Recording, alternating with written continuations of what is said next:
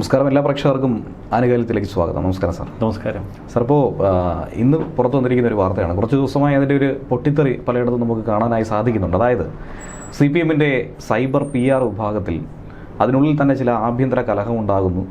അതിൽ മാധ്യമപ്രവർത്തനമൊക്കെ തന്നെ അവസാനിപ്പിച്ച് ഏകദേശം 3 പതിറ്റാണ്ട് നീണ്ട ആ മാധ്യമ ജീവിതം അവസാനിപ്പിച്ച് രാഷ്ട്രീയത്തിലേക്ക് മുഴുവൻ സമയ രാഷ്ട്രീയ പ്രവർത്തനമായി ഇറങ്ങിയ ME നികേഷ് കുമാറാണ് വില്ലൻ.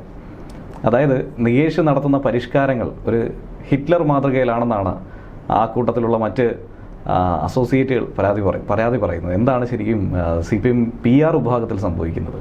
CPM ഈ സോഷ്യൽ മീഡിയയുടെ ഉദയത്തോടെ അതിനെ വളരെ തന്മയത്വത്തോടെ തന്ത്രപരമായി കൈകാര്യം ചെയ്തൊരു പാർട്ടിയാണ്. നമ്മൾ പലപ്പോഴും AKS സെൻറ്ററുമായി ബന്ധപ്പെട്ട ക്യാപ്സ്യൂൾ കഥകളൊക്കെ കേൾക്കാറുണ്ട്. ക്യാപ്സ്യൂൾ ഇറക്കി പുറത്തേക്ക് വിടുന്നതും ക്യാപ്സ്യൂളുകൾ ഉൽപ്പാദിപ്പിക്കുന്ന ഒരു ഫാക്ടറി എന്ന നിലയിലുമൊക്കെ AKS സെൻറ്റർ വളരെ പ്രശസ്തമാണ്. 2021 തെരഞ്ഞെടുപ്പിൽ, അതിനു മുമ്പ് തന്നെ 2016 സോഷ്യൽ മീഡിയ വളരെ ഫലപ്രദമായി CPM ഉപയോഗിച്ചു. 2021 തെരഞ്ഞെടുപ്പിൽ അന്ന് സോഷ്യൽ മീഡിയയ്ക്ക് വലിയ പ്രാധാന്യം കൈവന്നിരുന്നു സംസ്ഥാന തെരഞ്ഞെടുപ്പിൽ. അന്നത്തെ നിയമസഭാ തെരഞ്ഞെടുപ്പിൽ പക്ഷേ CPM സോഷ്യൽ മീഡിയ ഉപയോഗിച്ചത് മറ്റ് ചില തന്ത്രങ്ങളിലൂടെയാണ്. നമുക്കറിയാം, പോരാളി ഷാജി, നമ്മുടെ PJ ആർമി, അങ്ങനെ നിരവധി സൈബർ സഖാക്കളുടെ നിരവധി ഗ്രൂപ്പുകൾ പൊടുന്നനെ പ്രത്യക്ഷപ്പെട്ടു. പക്ഷേ P. ജയരാജനെ അക്കാലത്ത് പിണറായി വിജയൻ നേരിട്ടിറങ്ങി ഒതുക്കിയപ്പോൾ അന്ന് പിണറായിയെ വെല്ലുവിളിച്ചുകൊണ്ട് ഇതേ സൈബർ ഗ്രൂപ്പുകൾ രംഗത്തിറങ്ങി. പിന്നീട് പോരാളി ഷാജി വരെ പിണറായി വിജയനെ വെല്ലുവിളിക്കുന്ന ഘട്ടത്തിലെത്തി. നമ്മൾ കണ്ടു, കോഴിക്കോട് കേന്ദ്രീകരിച്ച് നടന്ന ഈ സ്വർണം പൊട്ടിക്കൽ, സ്വർണം തട്ടിപ്പ് ഇടപെടലുകളുമായി ബന്ധപ്പെട്ട് ധാരാളം മാഫിയ സംഘങ്ങൾ ഈ സോഷ്യൽ മീഡിയയിൽ പിന്നെ വിലസുന്ന കാഴ്ചകൾ. അതിനൊക്കെ വലിയ വില കൊടുക്കേണ്ടി വന്നു CPM-ന്. അതിൻ്റെ തുടർച്ചയായി CPM ഒരു പോളിസി സ്വീകരിച്ചു. അതിൻ്റെ ഭാഗമായിരുന്നു മുഖ്യമന്ത്രിയുടെ ഓഫീസ് കേന്ദ്രീകരിച്ച് അവിടെയുള്ള ചില ഉത്തരവാദിത്തപ്പെട്ടവർ നിരവധി സോഷ്യൽ മീഡിയ ഗ്രൂപ്പുകളെ തിരുവനന്തപുരത്ത് സജ്ജമാക്കി. പ്രത്യേകിച്ച് AKG സെൻറ്ററിൽ കൈരളി സ്റ്റുഡിയോടനുബന്ധിച്ച്, ദേശാഭിമാനോടനുബന്ധിച്ച്. പിന്നീട് നിരവധി പ്രൊഫൈൽ പേജുകൾ അവർ സ്റ്റാർട്ട് ചെയ്തു. നമുക്കറിയാം, ധാരാളം നമ്മളൊക്കെ കാണുന്ന നിരവധി ചാനലുകൾ ഇടതുപക്ഷ പന്താവിൽ നൽകുന്ന ഏകദേശം 100 ചാനലുകൾ അവർ ഹോൾഡ് ചെയ്യുന്നുണ്ട്. അവരുടെ ഈ സൈബർ ടീം 100-ലധികം ഉണ്ട്, 112 എന്നാണ് അവർക്കിടയിലുള്ളൊരു കണക്ക്. എല്ലാറ്റിനും ഒടുവിൽ PRDയെ കൂടി അവർ ഫലപ്രദമായി ഉപയോഗിച്ചു. PRDയിൽ താൽക്കാലിക സോഷ്യൽ മീഡിയ മാർക്കറ്റിങ്ങിന് വേണ്ടി എടുത്തിരിക്കുന്ന ഒരു ഗ്രൂപ്പിനെ പൂർണ്ണമായി പാർട്ടിയുടെ പ്രൊമോഷന്, LDF ഗവൺമെൻറ് പ്രൊമോഷന് അതിനുവേണ്ടി ഉപയോഗിച്ചു. ഏകദേശം 800-ലധികം അംഗങ്ങളുള്ളൊരു വലിയ സൈബർ ടീമിനെയാണ് ഇപ്പോൾ CPM മുന്നോട്ട് കൊണ്ടുപോകുന്നത്.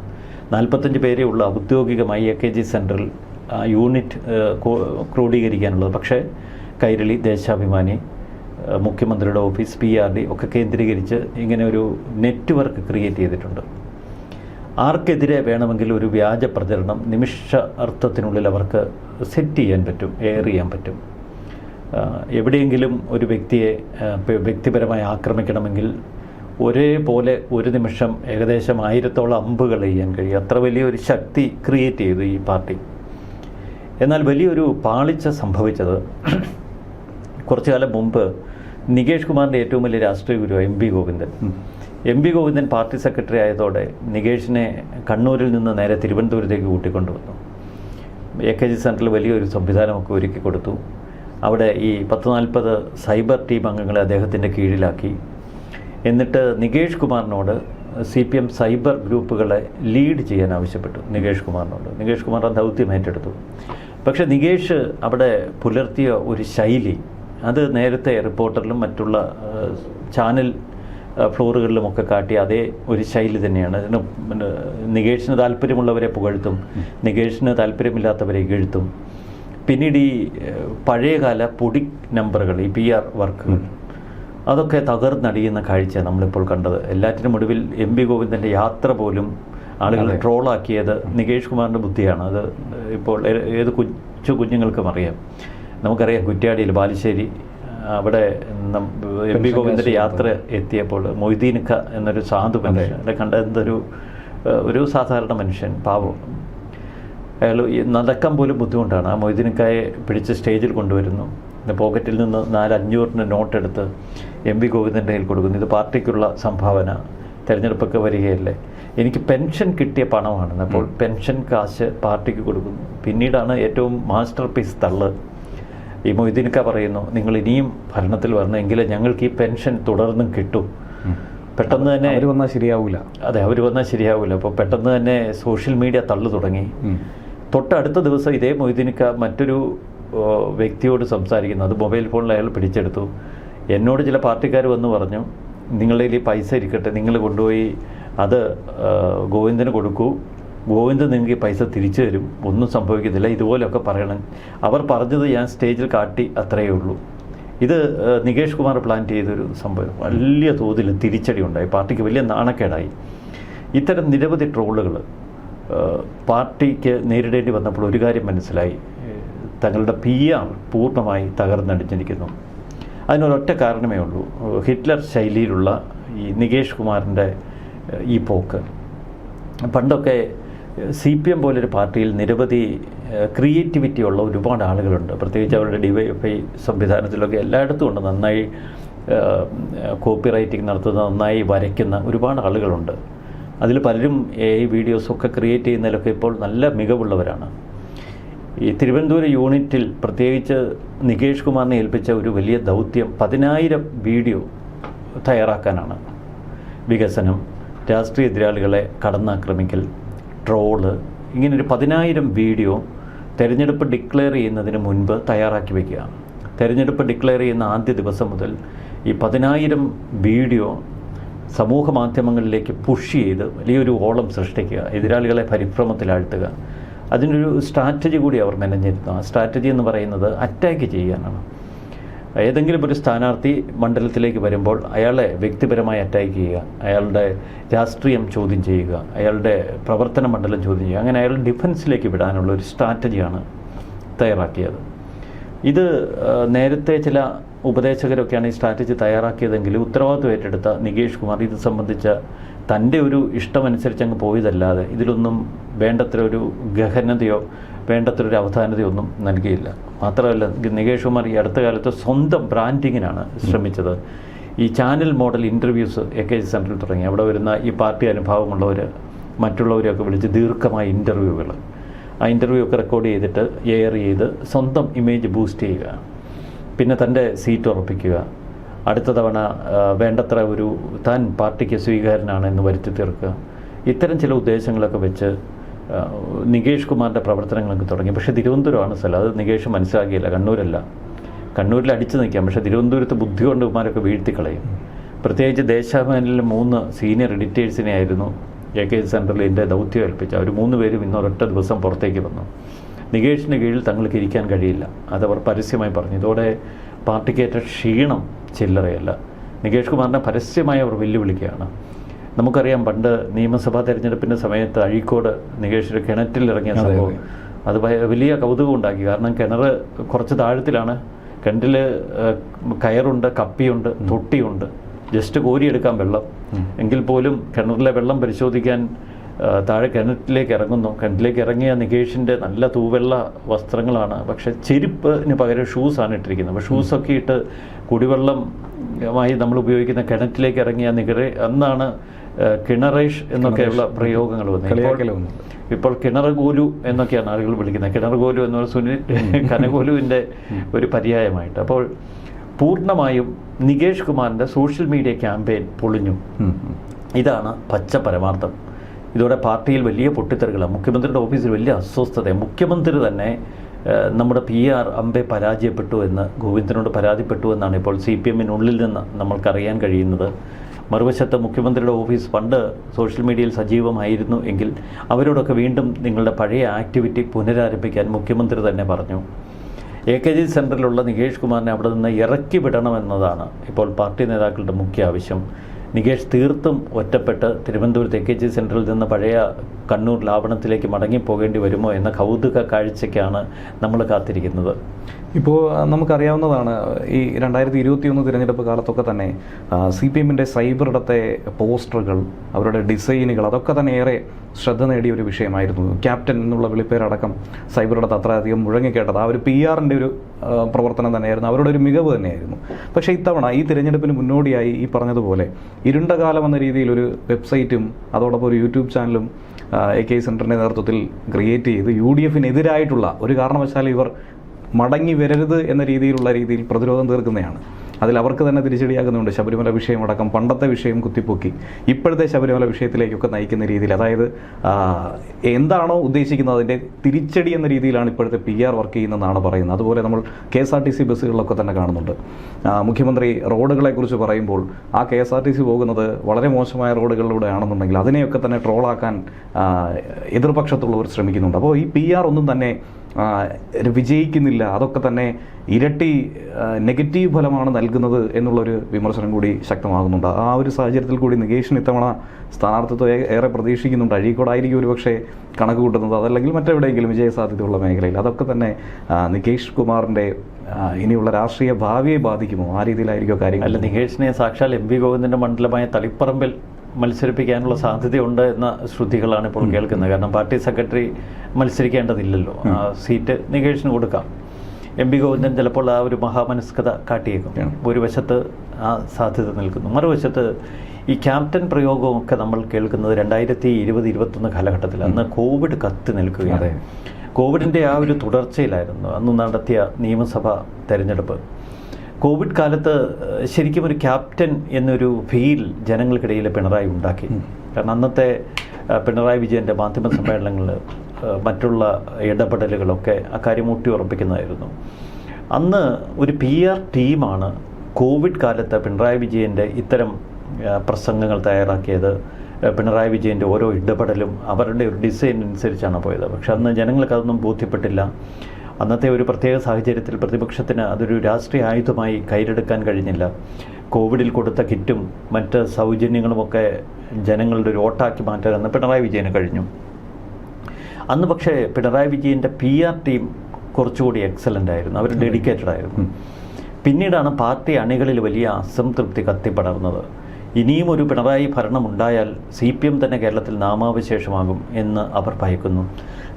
മറുവശത്ത് ഒരുപക്ഷെ ഇനി ഒരു CPM ഭരണം കേരളത്തിലുണ്ടാകണമെന്ന് ആഗ്രഹിക്കുന്നത് BJP-ക്കാർ മാത്രമായിരിക്കും. കാരണം BJP-ക്ക് പ്രതീക്ഷ ഉള്ള മണ്ഡലങ്ങളുടെ എണ്ണം പോലും 35ആണ്. അവർക്ക് ഒരു 10-15 സീറ്റിൽ വിജയിക്കാനുള്ള ശ്രമങ്ങളാണ് BJP നടത്തുന്നത്. മറ്റ് സീറ്റുകളിൽ CPM തന്നെ വിജയിച്ച് അധികാരത്തിലെത്തിയാൽ അധികം കഴിയാതെ കേരളത്തിൽ ഒരു വലിയ സ്പേസ് വീണ്ടെടുക്കാമെന്നൊക്കെ BJP-ക്ക് ഒരു പ്രതീക്ഷയുണ്ട്. അതായിരുന്നില്ല 2021 അന്ന് CPM-നുള്ളിൽ വലിയ ഒരു വിഭാഗം സൈബർ ഇടത്തിലുണ്ടായിരുന്നു. ഇപ്പോൾ പക്ഷേ ആ വിഭാഗമൊക്കെ തികച്ചും അസംതൃപ്തരാണ്. അവർക്കൊന്നും സൈബർ ഇടങ്ങളിൽ ഒരു സ്പേസ് കിട്ടുന്നില്ല എന്ന് മാത്രമല്ല, ആ സ്പേസൊക്കെ മറ്റുള്ളവർ തട്ടിക്കൊണ്ടുപോയി. നികേഷ് കുമാറിനെ പോലെയുള്ള ചില ഒറ്റയാന്മാർ ഇറങ്ങി മേടുകയാണ്. വലിയ നിയന്ത്രണങ്ങൾ ഏർപ്പെടുത്തിയിരുന്നു 2 വർഷം മുമ്പ് CPM സൈബർ ടീമിനിടയിൽ. അതിനൊരു ഏകോപന സ്വഭാവം ഉണ്ടാകണം, പാർട്ടിയുടെ അപ്രൂവൽ മേടിക്കണം. പക്ഷേ ഈ സൈബർ ഇടത്തിലൊന്നും നടക്കത്തില്ല. ആൾക്കൂട്ട പാർട്ടിയായി കോൺഗ്രസിൽ ചെയ്യുന്നത് പോലെ എല്ലാവർക്കും സ്വാതന്ത്ര്യം കൊടുക്കുക. ചിലപ്പോൾ ചില പാളിച്ചകളോ അപകടങ്ങളൊക്കെ സംഭവിക്കും. എന്നാലും അതിൻ്റെ ആകത്തുക എന്ന് പറയുന്നത് ഒരു ഓളമാണ്, ആൾക്കൂട്ടമാണ്. ഷാഫി പറമ്പിൻ്റെ വാക്കുകളിൽ തിക്കും തിരക്കുമാണ്. അപ്പോൾ സോഷ്യൽ മീഡിയയിൽ ഒരു തിക്കും തിരക്കും ഉണ്ടാക്കുക എന്നുള്ള ശൈലിയാണ്. CPM ഇവിടെ നേരിടുന്നൊരു വെല്ലുവിളിയുണ്ട്, അത് നമ്മൾ കാണാതിരിക്കാൻ പറ്റില്ല. ഇവർ സജ്ജരാക്കി നിർത്തിയിരിക്കുന്ന ഈ 800 സോഷ്യൽ മീഡിയ വാർ ഗ്രൂപ്പിലെ യോദ്ധാക്കളെ നിഷ്പ്രഭരാക്കാൻ കഴിയുന്ന വലിയൊരു ജനവിഭാഗമാണ് സമൂഹ മാധ്യമങ്ങളിലുള്ളത്. ഓരോരുത്തരും ക്രിയേറ്റീവാണ്. ആ ജനത്തിൻ്റെ ക്രിയേറ്റിവിറ്റിക്ക് മുന്നിൽ ഇവർ പതറിപ്പോവുകയാണ്. ഇവരൊരു പോസ്റ്റ് അങ്ങിട്ടാൽ, ഒരു പോസ്റ്റർ സോഷ്യൽ മീഡിയയിൽ ഇട്ടാൽ അതിന് താഴെ വരുന്ന കമൻറ്റുകൾ, അതിന് താഴെ വരുന്ന കാരിക്കേച്ചറുകൾ, അതിനെ ചോദ്യം ചെയ്യുന്ന ശൈലി, പെട്ടെന്നങ്ങ് ഈ പോസ്റ്റ് ഇടുന്നവർ ചൂടിപ്പോവുകയാണ്. ഒരു പോസ്റ്റിനെ കില്ല് ചെയ്യാൻ എളുപ്പമാണ്. അപ്പോൾ ജനങ്ങളുടെ ഒരു ആരവം ഇപ്പോൾ സോഷ്യൽ മീഡിയയിൽ ഉയരുന്നുണ്ട്. അന്ന് കോവിഡ് കാലത്ത് അത് ഉണ്ടായിരുന്നില്ല. കോവിഡ് കാലത്ത് കുറച്ചുകൂടി ജനം ആശങ്കാകുലരായിരുന്നു. കാരണം എത്ര കാലം ജീവിക്കുമെന്ന് പോലും സാധാരണ ജനങ്ങൾക്കറിയില്ല. അന്നാണ് മരണം ആദ്യമായി പച്ചയ്ക്ക് ജനങ്ങൾ സംസാരിച്ചു തുടങ്ങിയത്. പോകുമ്പോൾ പോട്ടട എന്നുള്ളൊരു ലൈൻ.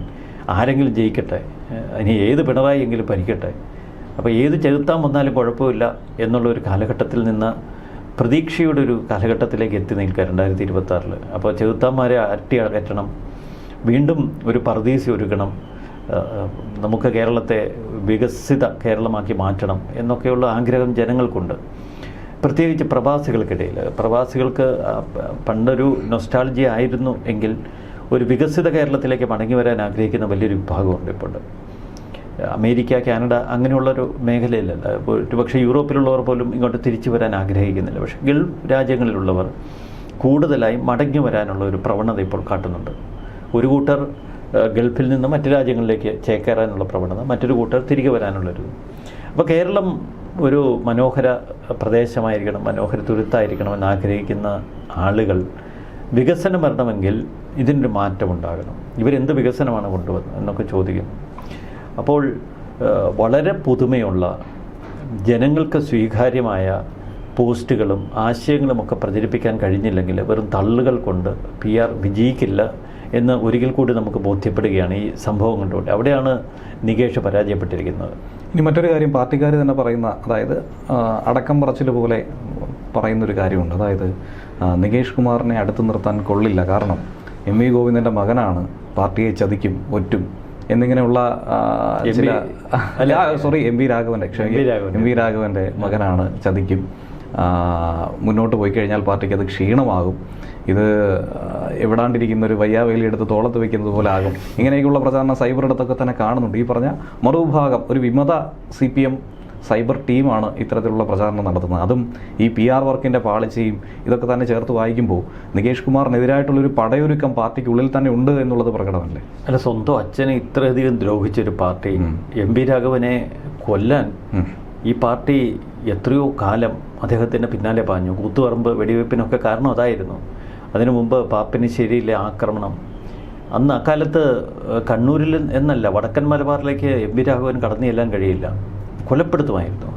അന്ന് MV രാഘവൻ ഭയപ്പെട്ട് ഒളിച്ചു കഴിയുകയായിരുന്നു. MV രാഘവനെ പോലൊരു വലിയ നേതാവ്. പിണറായി വിജയനൊക്കെ തീർത്താൽ തീരാത്ത പകയായിരുന്നു. ഈ പാർട്ടിയിൽ നിന്ന് നിലപാടിൻ്റെ പേരിൽ പുറത്താക്കപ്പെട്ട MVR ഒരു പാർട്ടിക്ക് രൂപം കൊടുത്തപ്പോൾ, CPMനെ വെല്ലുവിളിച്ച് നേർക്കുനേർ നിന്നപ്പോൾ പാർട്ടിയുടെ കലി ഒരിക്കലും അടങ്ങാത്തതായിരുന്നു. അക്കാലഘട്ടത്തിൽ CMP നടത്തിയ ജാഥകളുടെ നേർക്ക് CPM നടത്തിയ ആക്രമണങ്ങൾ ചില്ലറയല്ല. ഏത് രാക്ഷസ രൂപമെടുത്താണെങ്കിലും CMPയെ കൊന്നു തീർക്കുക എന്നുള്ളതായിരുന്നു അന്ന് CPM കൈക്കൊണ്ട ശപഥം.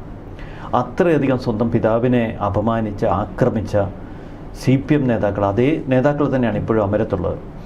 അവരോട് എങ്ങനെ സമന്വയപ്പെടാൻ ഈ MV നികേഷ് കുമാറിന് കഴിയും? അതാണ് ഏറ്റവും വലിയ ചോദ്യം. അതുകൊണ്ട് തന്നെയാണ് ആളുകൾ സംശയിക്കുന്നത് നികേഷിൻ്റെ മനസ്സിൽ പഴയ പക കാണും, ഇത്തവണ CPMനെ തോറ്റ് പണ്ടാരമടക്കി എവിടെയെങ്കിലും അടക്കി ഒതുക്കി ഇരുത്താനായിരിക്കും നികേഷ് ഈ കളിയൊക്കെ കളിക്കുന്നത് എന്ന്.